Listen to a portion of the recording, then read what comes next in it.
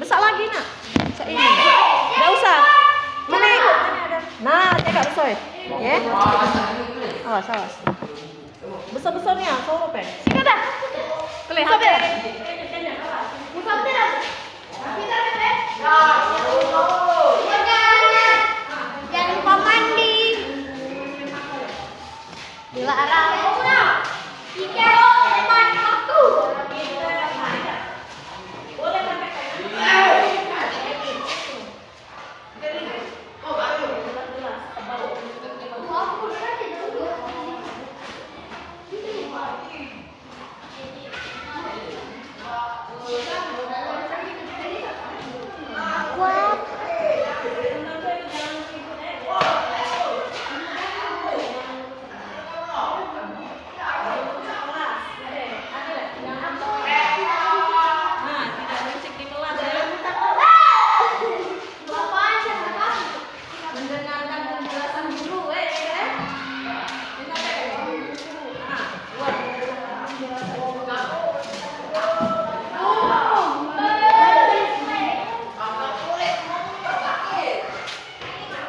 Thôi buat lah.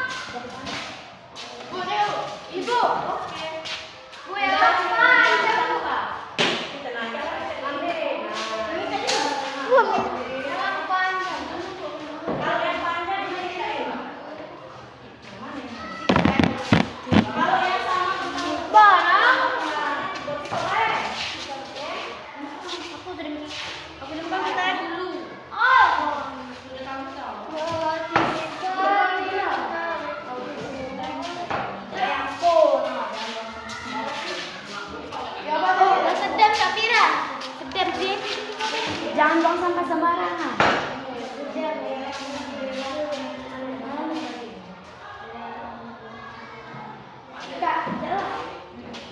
Gede kami. Kalau sampai kan ada bapak ibu yang dilarang buang sampah. Menjaga kebersihan sama aja ya. Buang sampah, jangan buang sampah sembarangan. Dan tuh buat sih kok. Datang tempat waktu buat tulis. Hospital mana hospital? Penjelasan dulu berarti. Penjelasan dulu. Jangan bikin. Ini apa?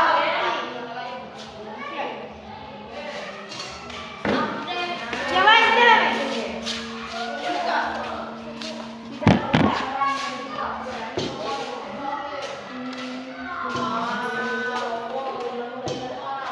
Aku minta. Jangan berisik.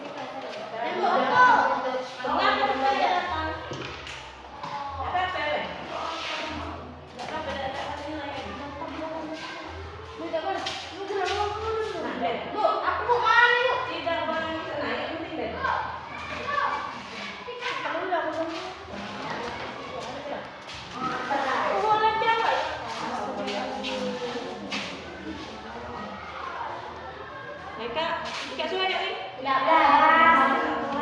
Oh, besar nih yang kelapa. Ika sana. Ini ya. Pakai dah. Udah kelapa.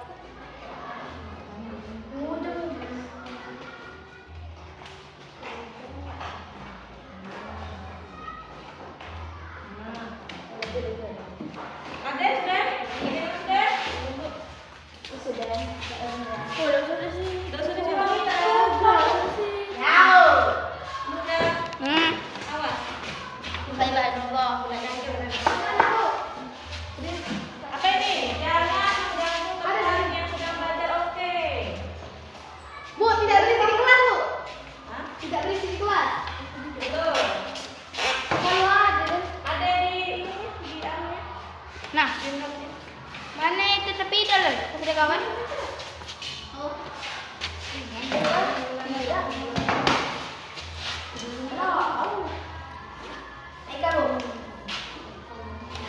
Bu, tidak datang.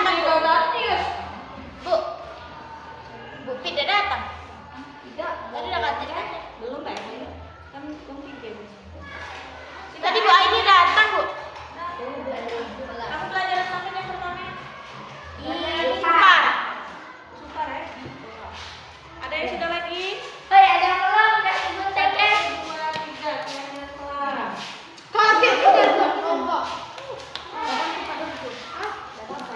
Sudah.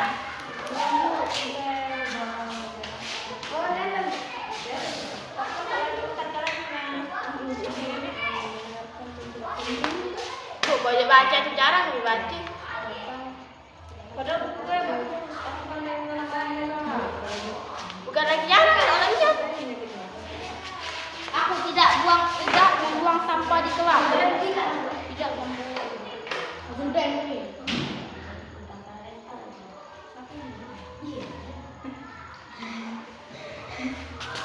Dasarnya ada lari.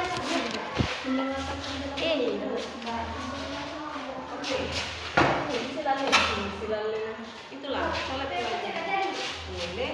Oh ya, aku tidak membuang sampah di kelas lu.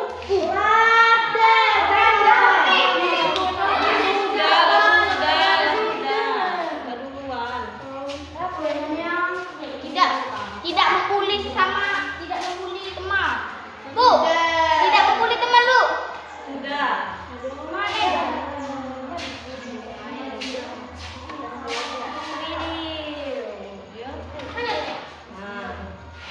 Tadi aku ngapain lebih yang ini? Enggak apa-apa. Dia belum. Dia lagi belum ada. Apa ini? Oke.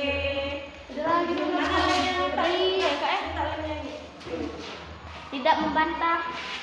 Dia tidak membantah. Bisa itu.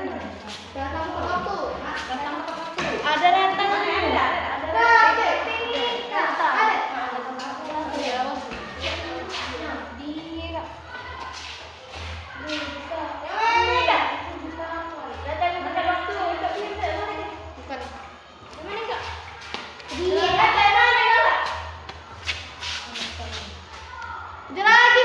Apa lagi?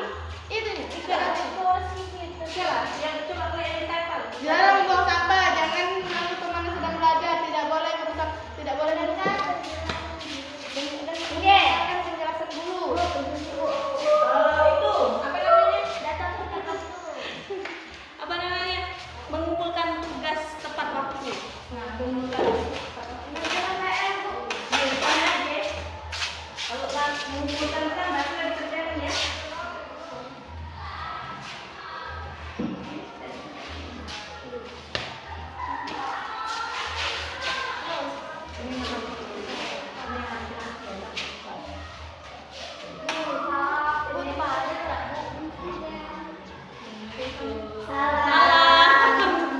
Menokek dulu ya Segal. Ajunya dulu. Ngambil dulu ibu. Ini Segal. Ngaku. Sudah ditempel di kepala. Sudah deh. Mengumpulkan tepat. Yuk, Ini apa? aduh, PE. Tugasnya mana? Lali. Ika. Bukan.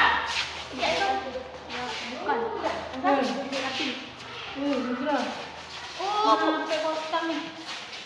menghilang dari peredaran. Dada terima upah. Ini ditangi kau dan ini. Kami dapat keringat kolongan dia. Tidak percaya kayak kali tak duit. Aku ni jadi kotor.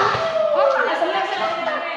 Sumpah ada yang ditambah ke? Kira-kira kayak 16 ya. Bawa buku paket. Bawa buku paket ya. Ada sih kok lagi. Selalu membawa buku. Wih, ibu kita datang. Datang. Satu lagi. Bu. Selalu membawa apa buku dapat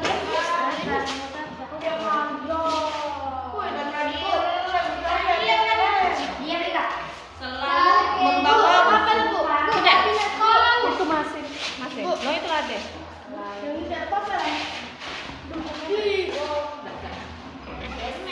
Selalu membawa buku paket. Nah, untuk seluruh ya dilaksanakan. Cek tepat waktu. Sudah nih. Tidak boleh. Piket tepat waktu. Tidak. pikir tepat waktu. Mungkin sadar yang enggak pikir. Nah, ada. Ini kok ini kalau pikir. Bu, mulai model ini. Ini dah banyak. Siapa? Bu, dia tu. Ayo. Lah. Oke. Mana lagi? Tadi dia ada duit kok belakang. Nah, tapi dah. Bete. Belang nanti Bu. Tahu. Enggak ngerti berarti Ya nanya kamu. Jadi. Panjang. Nah, yang sudah silakan duduk. Sudah.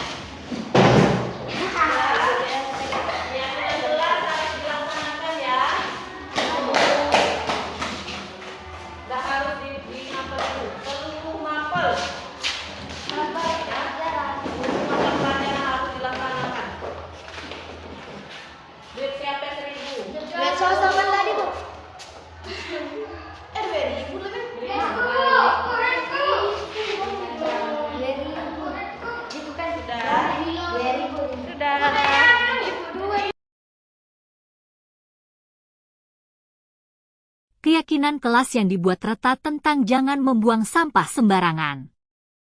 Kemudian Denista membuat keyakinan kelas tentang mengumpulkan tugas tepat waktu. Kiki membuat keyakinan kelas jangan ribut di dalam kelas.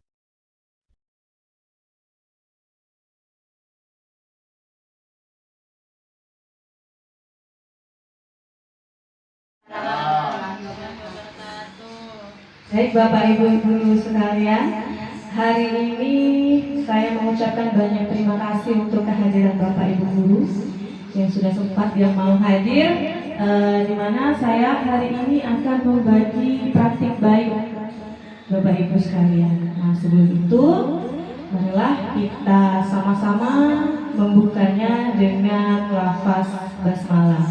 Bismillahirrahmanirrahim. Bapak Ibu sekalian, hari ini sebelum kita memulai dalam materi, ada baiknya kita dengarkan sedikit kata sambutan yang mewakili kepala sekolah kita kepada Ibu Supartini. Kami persilahkan.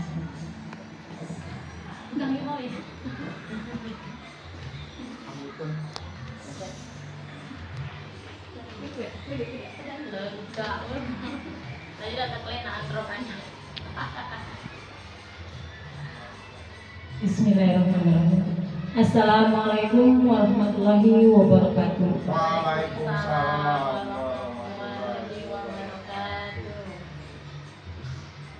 Alhamdulillah, alhamdulillahirabbil alamin. Assalatu wassalamu ala asrofil anbiya'i wal mursalin wa ala alihi washabbihi ajmain. Amma ba'du. Yang saya hormati Bapak Ibu guru yang sempat hadir pagi ini. Marilah sama-sama pula hentinya kita ucap syukur pada Allah Subhanahu wa taala karena rahmatnya pagi ini kita diberinya nikmat kesehatan, kesempatan sehingga bisa berkumpul di kantor dalam acara yaitu materi konsep inti budaya positif yang dilaksanakan oleh guru penggerak kita yaitu Ibu Putri. Salawat seiring salam sekiranya tak henti-hentinya kita curahkan pada junjungan Nabi besar Nabi Muhammad SAW. Tidak banyak yang saya sampaikan pada pagi hari ini. Yang pertama, ucapan terima kasih terlebih dahulu pada Bapak Ibu guru yang bisa hadir di pagi ini. Kemudian saya ucapkan terima kasih juga pada Ibu Putri karena mengajak kita untuk mengikuti kegiatan ataupun proses yang sedang beliau lakukan, sehingga nanti kita pun hendaknya ataupun berkeinginan mengikuti langkah dari yang sudah diambil oleh Ibu Putri ini. Semoga kegiatan pada pagi ini membawa berkah dan manfaat untuk kita semua. Amin, amin ya rabbal alamin. Kemudian di pagi ini juga Ibu Putri ini akan menyampaikan materinya, dan sekiranya teman-teman semua bisa mengikuti dengan hikmat kegiatannya, sekiranya nanti pada hasilnya kita akan mendapatkan ilmunya. Itu saja yang bisa saya sampaikan di pagi ini. Mohon maaf kalau ada yang salah, pada Allah saya juga mohon ampun. Saya akhiri, wassalamualaikum warahmatullahi wabarakatuh. Waalaikumsalam warahmatullahi wabarakatuh. Terima kasih atas kata sambutan yang telah disampaikan oleh perwakilan dari kepala sekolah, yaitu Ibu Sutartini. Semoga hari ini kita bisa melaksanakan kegiatan hari ini dengan lancar dan bisa mendapatkan manfaatnya. Amin, amin ya rabbal alamin. Baik Bapak Ibu guru sekalian, untuk langsung kita memasuki materi, tentunya Bapak Ibu sudah melihat di sini ada slide yang saya sediakan, yaitu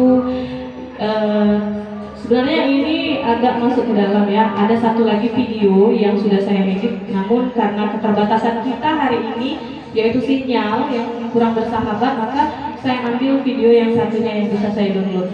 Sebenarnya materi hari ini adalah materi tentang budaya positif. Budaya positif yang ada di lingkungan sekolah, Bapak Ibu. Nah, di sini baru masuk konsep inti budaya positif. Apa saja Bapak Ibu konsep inti budaya positif? Di sini kita bisa lihat ada perubahan paradigma pembelajaran atau belajar. Kemudian ada disiplin positif, ada nilai-nilai kebajikan, kemudian ada kebutuhan dasar manusia, ada motivasi perilaku manusia, ada posisi kontrol guru, kemudian keyakinan kelas, dan segitiga restitusi. Ada beberapa materi yang akan saya bagikan dan saya sampaikan kepada Bapak Ibu sekalian. Agak gelap ya. Udah ada agak terang. Gelap. Gelap. Ya. Kemudian Enggak, tadi terang. Aja. Kemudian ada pun materi yang pertama yang akan kita bahas atau kita pelajari. Sebenarnya ini merupakan lintasan saja, nanti di tengah-tengahnya baru kita melaksanakan materi intinya. Yang pertama yaitu pembelajaran dengan paradigma baru. Apa itu pembelajaran dengan paradigma baru? Pembelajaran dengan paradigma baru merupakan pembelajaran yang dirancang berdasarkan prinsip pembelajaran berdiferensiasi, sehingga peserta didik belajar sesuai kebutuhan berdasarkan tahap perkembangan sesuai teori psikologi modern untuk mewujudkan profil pelajar Pancasila. Bapak Ibu sekalian, setelah saya mengikuti program Guru Penggerak, saya baru tahu bahwa seorang anak itu mempunyai kodrat alam dan kodrat zaman. Apa itu kodrat alam dan kodrat zaman? Kodrat alam itu sesuatu yang telah dimiliki, sedangkan kodrat zaman itu sesuatu yang mengiringi peserta didik. Contoh, misalkan kodrat alamnya seseorang peserta didik itu memiliki bakat menyanyi misalkan. Nah, kita sebagai guru mengiringi, menuntun anak itu untuk mengembangkan bakatnya seperti itu. Kita juga tidak bisa misalkan nih ikan yang sudah berenang kita ajari terbang, itu tidak bisa ya Bapak Ibu ya. Namun kita harus menuntun anak tersebut untuk mengembangkan apa yang sudah dia miliki. Seperti itu Bapak Ibu.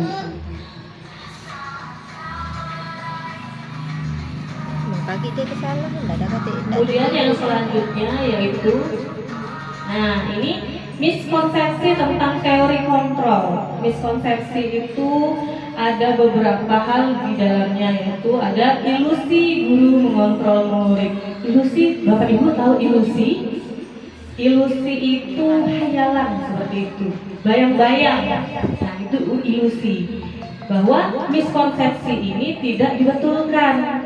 Misalkan ilusi guru mengontrol murid, tidak bisa Bapak Ibu kita mengontrol murid, apalagi dengan paksaan.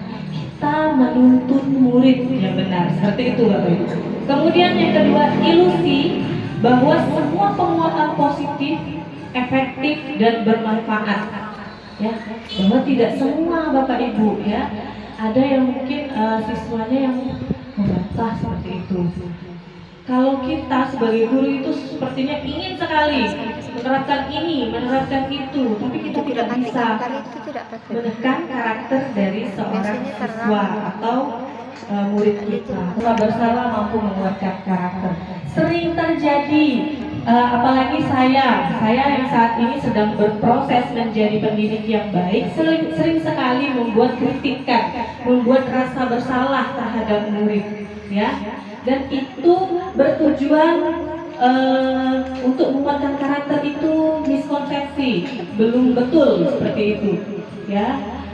Ternyata dengan kita mengkritik dan membuat rasa bersalah, siswa akan tertekan, ya.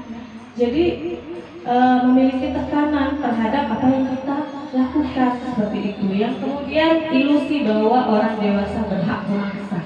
Karena kita seorang guru, kita memiliki umur yang lebih dari anak murid, kemudian kita tahu atau pengalaman kita lebih banyak, kita seringkali memaksakan apa yang menjadi kehendak kita. Memang tujuannya bagus Bapak Ibu agar anak didik atau anak murid itu terbentuk karakternya, tetapi ada cara lain Bapak Ibu seperti itu. Lanjut.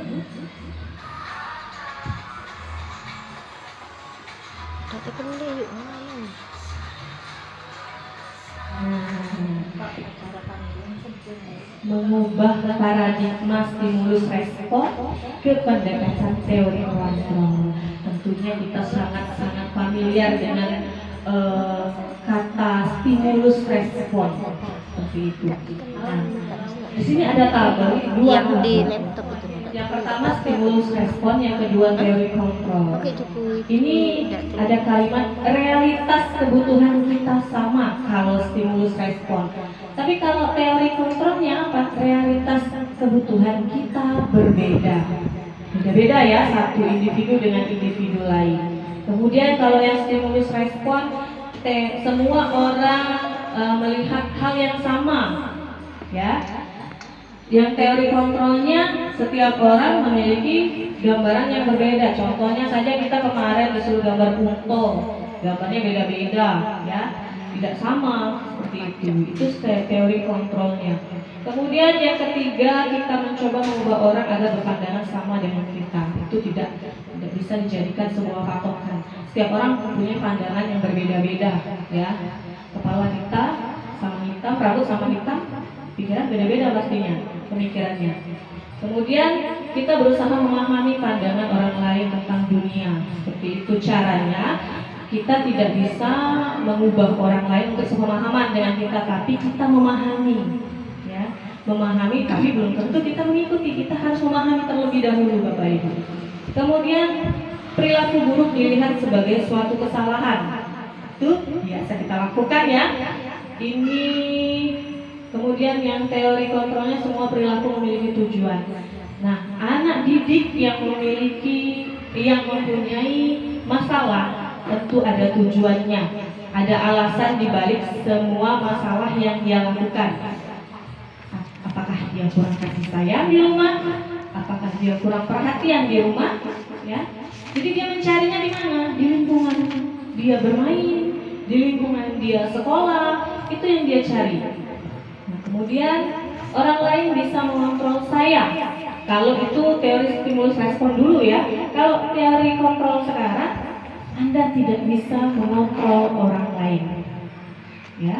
Kemudian pemaksaan ada pada saat bujukan gagal.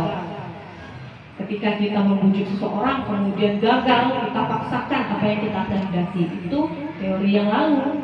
Kemudian teori yang sekarang yaitu teori kontrol, kolaborasi dan konsensus menciptakan pilihan-pilihan baru. Jadi kita memberikan sebuah pilihan-pilihan tanpa memaksa.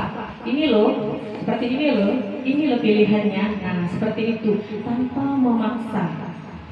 Jadi kita tidak memberikan satu solusi, tapi kita berikan beberapa pilihan solusi tanpa memaksa dan tentunya dia yang memilih.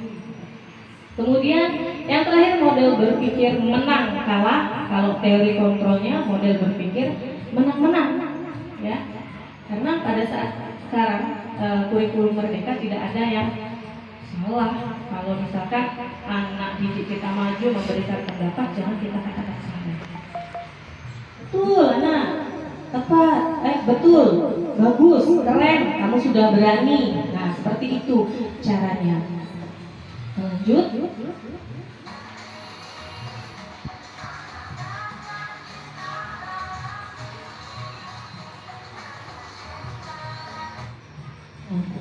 Disiplin positif. Disiplin positif. Disiplin berasal dari kata disiplina, yang artinya belajar. Disiplin mengacu pada disiplin diri yang memiliki tanggung jawab terhadap apa yang dilakukan berdasarkan nilai-nilai yang diyakini. Kemudian disiplin positif merupakan salah satu cara penerapan disiplin yang bertujuan untuk menumbuhkan kesadaran serta memberdayakan peserta didik tanpa imbalan penghargaan, reward, ancaman atau hukuman. Bapak Ibu guru sekalian, mungkin saat ini kita sedang berproses memperbaiki diri kita dalam memberikan sebuah pendidikan kepada murid. Terkadang kita juga masih sangat-sangat sering melakukan hukuman kepada siswa. Nah, ternyata selain hukuman ada ancaman, ada penghargaan. Penghargaan itu juga tidak dibetulkan. Kenapa? Karena dampaknya tidak panjang. Misalkan nih, siswa menginginkan sesuatu karena ada penghargaan. Namun ketika sesuatu yang diinginkan tidak ada penghargaan, dia tidak akan menginginkannya. Seperti itu. Kemudian sebagai pendidik tujuan kita adalah menciptakan peserta didik yang memiliki disiplin diri sehingga mereka berperilaku mengacu kepada nilai-nilai kebajikan universal dan memiliki motivasi intrinsik dalam perubahan perilaku ke arah yang lebih baik.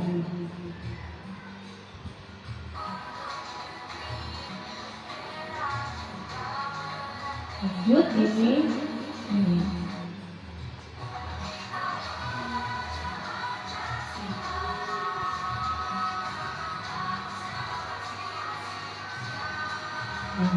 Ternyata tanpa kita sadari bahwa manusia itu memiliki kebutuhan dasar.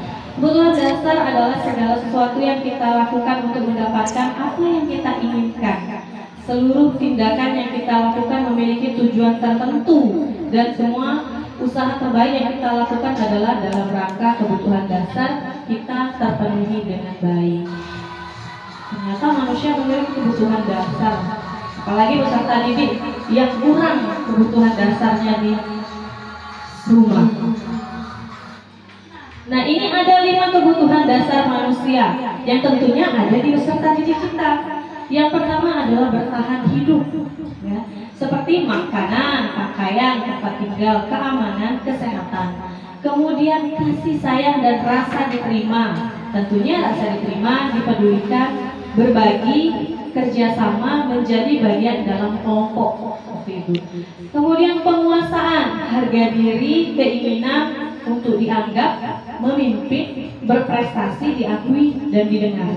Kemudian kebebasan, mandiri, memiliki pilihan, mencoba hal baru, mampu mengendalikan arah dirinya. Yang terakhir, kesenangan, bermain, humor, antusiasme, dan tertawa. Itu kenapa anak didik kita itu sering ada yang lain dewek uji kita. Nah, kita kan sudah ada nih kemarin kan ada yang melakukan sebuah kesalahan yang sangat fatal. Kita telusuri latar belakang kenapa. Apakah ada masalah dengan temannya tersebut atau di rumahnya, seperti itu. Karena bisa jadi 5 kebutuhan dasar ini tidak ia dapatkan. Kasih sayang bisa jadi, kemudian kebebasan bisa tidak ia dapatkan. Makanya dia itu mencari sesuatu untuk diperhatikan. Ya.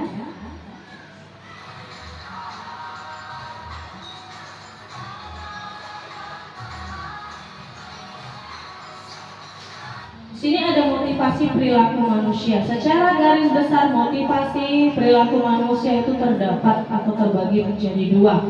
Ada motivasi ekstrinsik, ada motivasi intrinsik. Motivasi ekstrinsik ialah motivasi yang dari luar, ya. Kemudian motivasi intrinsik itu dari dalam. Seperti itu. Kalau secara garis besarnya Bapak Ibu ya. Nah, bisa apa saja yang memotivasinya, bisa bersifat positif atau bisa bersifat negatif. Hukuman dan ketidaknyamanan juga bisa menjadi motivasi dari ekstrinsiknya. Nah, motivasi intrinsik kembali lagi ke dalam diri peserta didik seperti itu. Sebenarnya materi ini mengenai perilaku dari peserta didik Bapak Ibu yang perlu kita riset ulang. Nah, kemudian ada hukuman, konsekuensi, dan restitusi. Kalau hukuman tidak terencana, tiba-tiba. Kalau konsekuensi terencana, konsekuensi disepakati sesuai peraturan. Jadi saya tadi di kelas 7 bikin keyakinan kelas. Keyakinan kelas yang menyetujui siswa yang bikinnya, siswa sendiri. Misalkan mengerjakan tugas tepat waktu, datang tepat waktu ke sekolah, itu siswa sendiri yang nulis, terus tuh yang nempel. Jadi yang mereka buat harus mereka taati, seperti itu, harus mereka yakini. Jadi itu untuk meminimalisir kalau nantinya ada yang tidak menaatinya. Jadi mereka kembalikan lagi ke keyakinan yang mereka buat, sesuai tidak dengan keyakinan kelas kalian, seperti itu. Kemudian hukuman, murid tidak tahu apa yang akan terjadi tidak dilibatkan, bersifat satu arah, berupa hukuman psikis atau fisik atau psikis. Kemudian kalau konsekuensi, murid tetap dibuat tidak nyaman. Sikap guru selalu memonitor murid. Nah, dari hukuman dan konsekuensi ada yang nomor 3 nih, restitusi. Restitusi ini saya baru dengar ketika saya di CGP, calon guru penggerak. Saya baru dengar dan saya baru belajar pada saat ini. Restitusi ialah proses menciptakan kondisi bagi murid untuk memperbaiki kesalahannya. Proses kolaboratif yang mengajarkan murid untuk mencari solusinya sendiri. Jadi bukan kita yang mencari solusi, itu murid yang mencari solusi dari restitusi. Kalau hukuman dan konsekuensi itu kita yang mencari, kita yang berpusat. Kalau restitusi, siswa yang berpusat, siswa yang mencari solusi untuk kesalahan dia.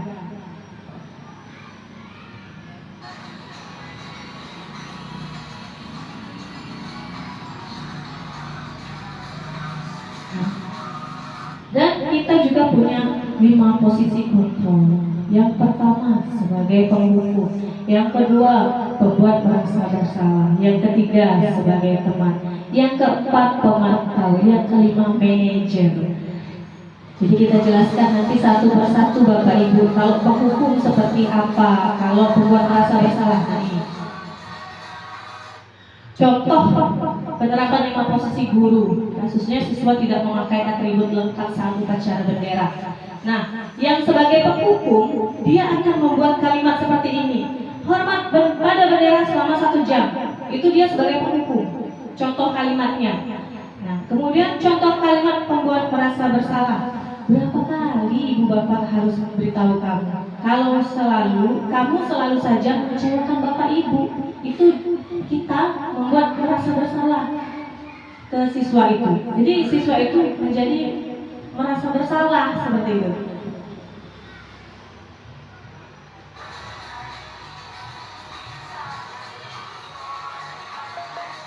Nih, ada yang sebagai teman. Kalau sebagai teman kayak gini kalimatnya. Ayo dong ikuti aturan sekolah, tolong bantu Bapak Ibu ya. Sekali ini ya sudah tidak apa-apa. Lain kali jangan sampai berbuat seperti ini lagi. Nah, kita mengajak seperti itu. Persuasif. Kalau sebagai pemantau kamu sudah melanggar peraturan sekolah, kamu tahu konsekuensinya. Setelah upacara kamu beli atribut ke koperasi dan jangan diulang lagi, dipantau kan, jangan diulangi lagi. Itu kalimat pemantau. Nah, ada satu lagi yaitu posisi kontrol sebagai manajer. Nah, ini adalah kalimat-kalimat posisi kontrol sebagai manajer. Apakah kamu tahu kesalahanmu? Kira-kira bagaimana kamu memperbaiki kesalahanmu? Seperti saya bilang tadi, posisi manajer adalah posisi yang baik dan bagus digunakan untuk menyelesaikan masalah pada murid atau siswa. Dengan kalimat seperti ini atau melakukan restitusi tadi, kita tidak memberikan solusi, tapi siswa memberikan solusi untuk masalah dia sendiri. Itu yang paling bagus adalah posisi manajer, ya, memanage siswa. Kemudian, nah, ini coba Bapak Ibu. Posisi kontrol, apakah aku dari kalimat ini? Saya kecewa sekali dengan kamu. Apa? Ada 5 tadi. Ada penghukum, ada pembuat merasa bersalah, ada apa tadi? Pemantau, ya, ada teman dulu, ada pemantau, ada manajer. Ini teman, saya kecewa sekali dengan kamu.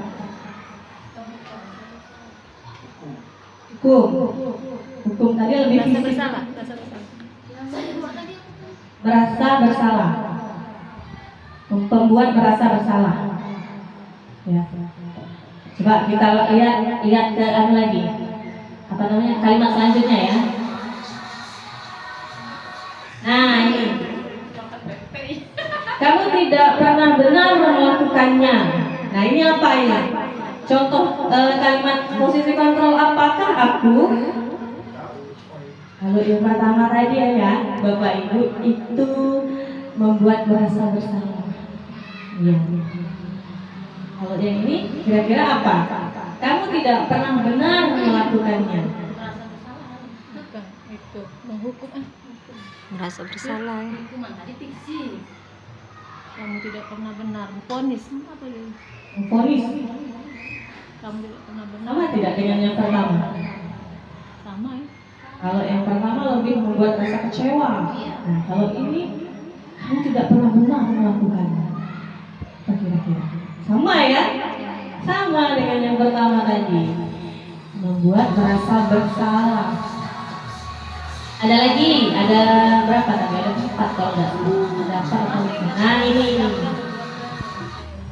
Apa rencanamu untuk menyelesaikan masalah ini? Nah, apa posisi kontrol? Apakah aku? Kalau dari kalimat ini apa? Manajer, iya, dia memberikan kesempatan kepada peserta didik untuk menemukan solusi. Iya, betul.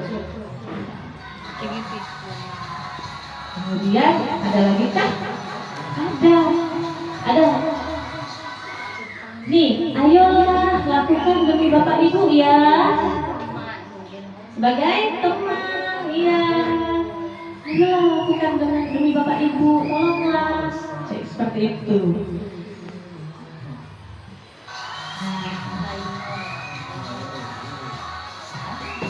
Satu lagi nih.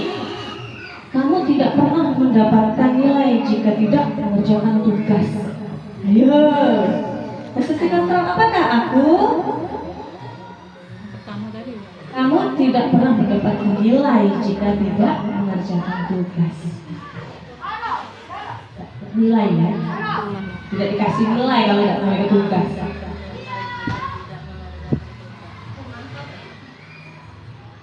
Kira-kira siapakah? Apakah posisiku? dipantau nilainya. Kalau tidak mereka tugas dosa juga nilai. Nah itu dipantau. Tidak dapat nilai kau tidak kau tugas. Kecuali kalau penghukum tadi kau udah ngambil tugas lari lapangan 10 kali. Nah itu penghukum. Tuh bedanya.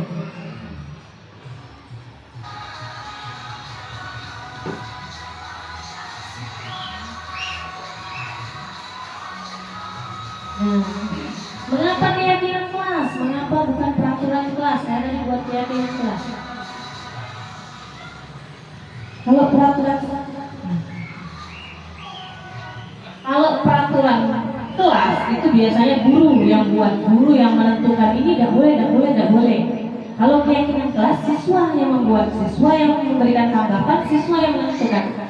Kalau dia melanggar keyakinan kelas yang dia buat, kembalikan dia ke keyakinan kelas yang dia buat. Kalian sudah buat keyakinan kelas, sesuai tidak dengan keyakinan kelas yang kalian buat? Seperti itu. Balikkan ke keyakinan kelasnya. Jadi dia ingat, oh iya saya sudah buat ini, seperti itu. Jadi saya tidak boleh lagi melakukan hal yang tidak diinginkan oleh keyakinan kelas. Ya. Kalau sudah secara garis besarnya seperti itu. Pernyataannya harus positif ya keyakinan kelas. Nah ini segitiga restitusi.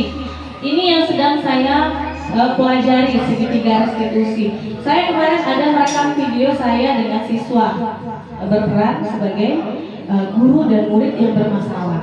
Nah segitiga restitusi ini dilakukan untuk mendapatkan solusi dengan cara yang pertama menstabilkan identitas dulu. Yang kedua, validasi tindakan yang salah. Yang ketiga, menanyakan keyakinan. Ya, nanti kita ada proses rekaman saya tadi saya tunjukkan nanti untuk lebih pahamnya.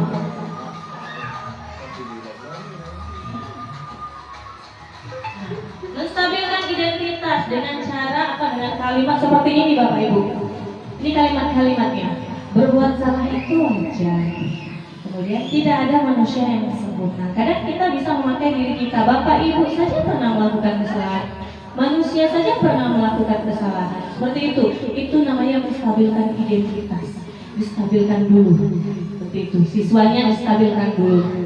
Kemudian yang kedua, yaitu validasi tindakan yang salah. Ya. Nah ini kalimat-kalimatnya ya. Kamu pasti punya alasan melakukannya. Ya, kesalahan yang kamu buat pasti punya alasan. Padahal kamu bisa melakukan yang lebih buruk dari ini. Kemudian kamu patut bangga karena telah melindungi sesuatu yang penting buatmu. Ada lagi yang terakhir, kamu melakukannya karena mempertahankan sesuatu yang penting bagimu. Ini adalah kalimat validasi tindakan yang salah. Sering kita ucapkan tapi kita tidak tahu bahwa itu adalah memvalidkan tindakan mereka. Oh ternyata mereka ini sudah buat salah. Tapi kita validkan dengan kalimat-kalimat seperti ini. Seperti itu. Kamu pasti punya alasan dibalik kesalahan yang kamu buat. Seperti itu. Apakah dia kekurangan kebutuhan dasar manusia atau ada alasan yang lain?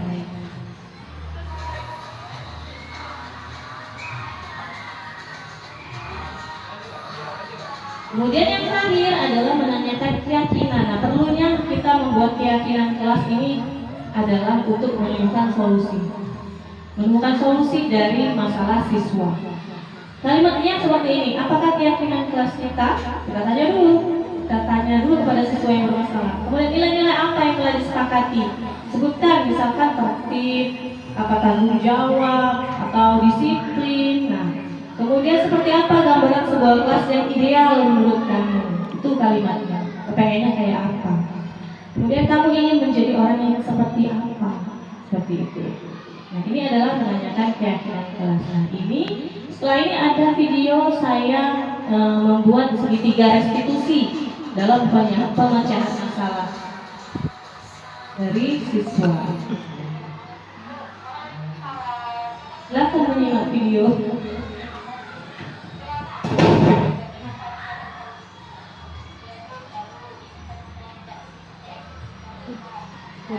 Mau dekat ke sini.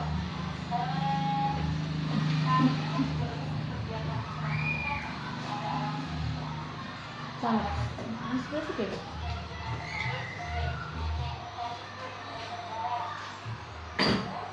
Udah. Aku dulu mik. Udah.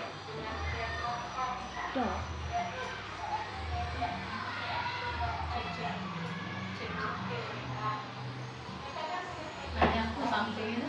Ada baterai. Cas murah.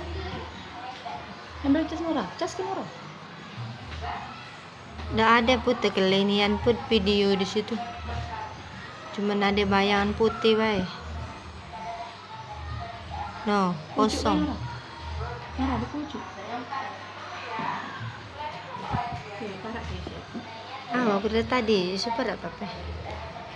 Aku tidak tahu kelinian. Karena kita tidak laparannya. Nah, anda tadi pasang. Bluetooth mode.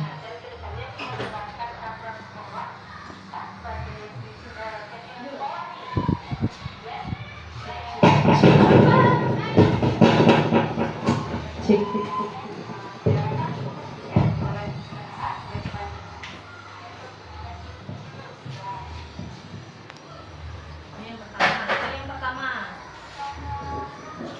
Ini yang kedua.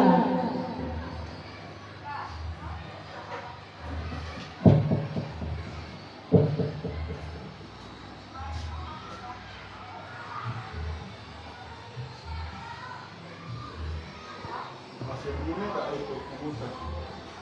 Kalau itu sebelah. Balik, kaki balik.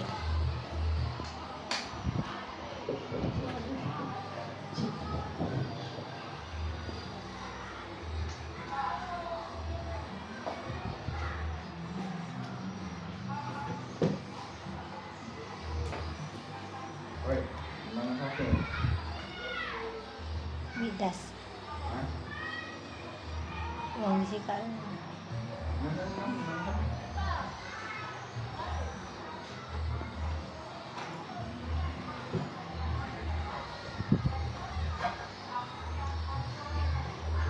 Solusi apa yang kamu tawarkan? Termasuk kalimat menanyakan keyakinan kelas. Mana itu di guru penyerahannya? Banyak yang dibiarkan. Ini super kemarin jadi. Pak, saya CGP atau saya PTG? CGP. PTG rasanya ya? Aku belajar juga. Belajar kali kak film ya kak. Namun aku baru belajar mahasiswa. Kau berapa bulan belajar itu PTG? Sebulan. Nah itu tadi Bu ya, Bapak Ibu, sebuah video yang melaksanakan segitiga restitusi. Secara singkatnya adalah kita memanggil siswa, kemudian menstabilkan identitasnya, menanyakannya. Kita juga sebagai manusia pernah melakukan kesalahan, itu caranya. Kemudian menanyakan Memvalidasi Nah, validasi keyakinan kelas. Validasi tindakan yang salah maksud saya. Jadi kita validkan dulu tindakan yang salah. Apakah kamu tidak ikut ekstrakurikuler? Nah itu salah satu kalimat memvalidkan. Jawabnya iya. Kemudian kita menanyakan keyakinan sekolah atau keyakinan kelasnya. seperti itu. Apa keyakinan sekolah kita? Tertib, datang. Kalau ada acara kita minta izin dulu. Itu meyakini, menanyakan keyakinan kelasnya. Seperti itu. Jadi kalau kita menemukan masalah dari siswa, kita harus melakukan segitiga restitusi, Bapak Ibu. Ya, kita cari dulu solusinya bersama. Kita lemparkan Lagi kepada siswa seperti itu. Mungkin cukup sekian presentasi dari saya. Dan kiranya kalau Bapak Ibu ada yang ingin bertanya, kami saya persilahkan. Bluetooth mode. Ini agak ini. Bluetooth mode. Situ, udah pas lagi itu tuh. Kalau di bawah Bapak, ingat masih sifat lagi. Bluetooth mode. Mockingnya, pergi. Keselamatan. Cek. Bluetooth mode. Oke, Bapak Ibu mungkin ada yang perlu ditanyakan, silahkan. Tentang budaya positif ini saya memberikan praktik baik agar kita bisa melaksanakan pembelajaran dengan baik di lingkungan sekolah. Silakan Bapak Ibu. Boleh Ibu Sukartini, kita maju.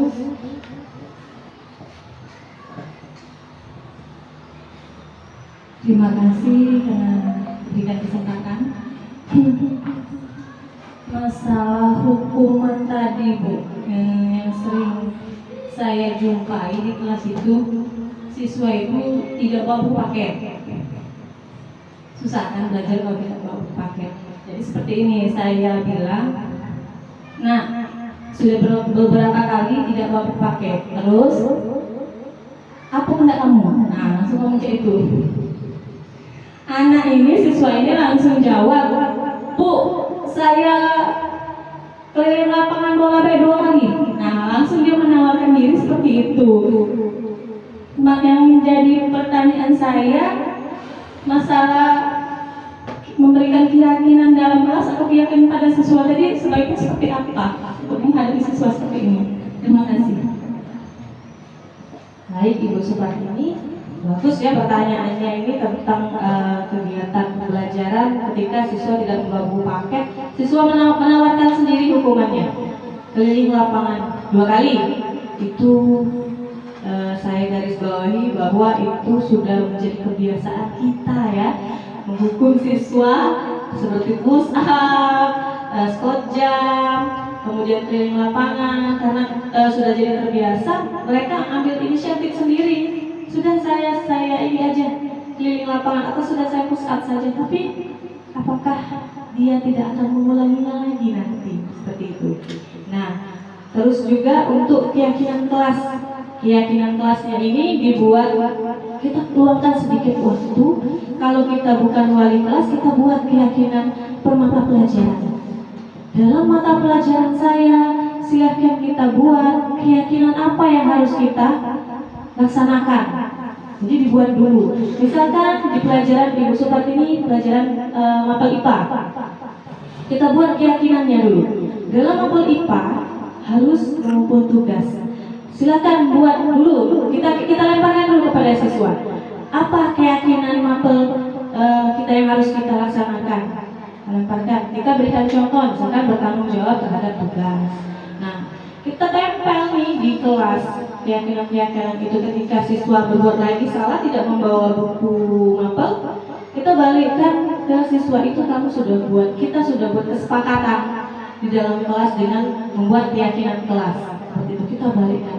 Jadi kamu harus tanggung jawab dengan omonganmu, tanggung jawab dengan kesepakatan kelas ini. Seperti itu caranya. Jadi kalau meskipun kita tidak bukan wali kelas, kita buat kesepakatan pemapel seperti itu. Jadi harus ada, dan kalau bisa itu ditempel. Jadi suatu waktu kita bisa melihat dan siswa juga melihat kalau nanti keulang lagi perbuatan dia, kita balikkan ke keyakinan kelas itu sebagai pedoman dia dalam menjalani pembelajaran. Bagaimana Ibu Supartini? Iya Bu, terima kasih. Iya. Mungkin bisa diterapkan nanti ke depannya. Ya, mudah-mudahan kita semua, meskipun saya juga lagi berproses, mudah-mudahan kita bisa memberikan hal yang terbaik untuk siswa kita. Amin ya rabbal alamin. Baik Bapak Ibu, karena mungkin waktunya sudah tidak banyak lagi, sebaiknya saya tutup dan saya mengucapkan banyak terima kasih untuk kehadirannya. Semoga acara kita pada hari ini berjalan dan bermanfaat untuk kedepannya. Saya mohon maaf atas kekurangan slide-nya, ya. Saya mohon maaf jika atas kata-kata saya yang salah. Kepada Allah saya mohon ampun. Saya akhiri dengan billahi taufiq wal hidayah. Wassalamualaikum warahmatullahi wabarakatuh. Waalaikumsalam warahmatullahi wabarakatuh. Assalamualaikum warahmatullahi wabarakatuh. Salam dan bahagia. Saya Rizka Suciani Putri, calon guru penggerak angkatan 9. Dari diseminasi budaya positif, saya telah membagikan praktek baik terhadap guru-guru di SMP Negeri 3 Sungai Pinang. Memang dengan keadaan terbatas, dengan jumlah guru yang mungkin tidak banyak seperti sekolah biasa, saya mencoba untuk membagi praktik baik terhadap guru-guru yang sudah ada. Dan tentunya saya tidak hanya sampai di situ saja, saya juga membagikan secara personal atau kita secara santai lagi duduk-duduk juga saya membicarakan tentang bagaimana budaya positif yang harus ada di sekolah, seperti itu. Jadi tidak hanya sebatas tentang kita membagikan harus pertemuan, tidak, tapi juga kita membagikan praktik baik ketika sedang santai tadi. Nah, seperti itulah praktik baik yang telah saya bagikan kepada guru-guru. Mungkin di video-video saya tidak seperti video-video teman-teman saya yang lain. Saya memohon maaf atas kekurangan-kekurangan yang memang saya belum bisa sebagus dan sebaik teman-teman yang lain. Namun kami berusaha di sini, guru-guru SMP Negeri 3 Sungai Pinang berusaha untuk menjadi guru-guru yang baik, yang bisa menjadi role model atau contoh bagi siswa-siswi, dan juga kami tentunya sebagai guru akan selalu berpihak kepada murid. Terima kasih. Wassalamualaikum warahmatullahi wabarakatuh.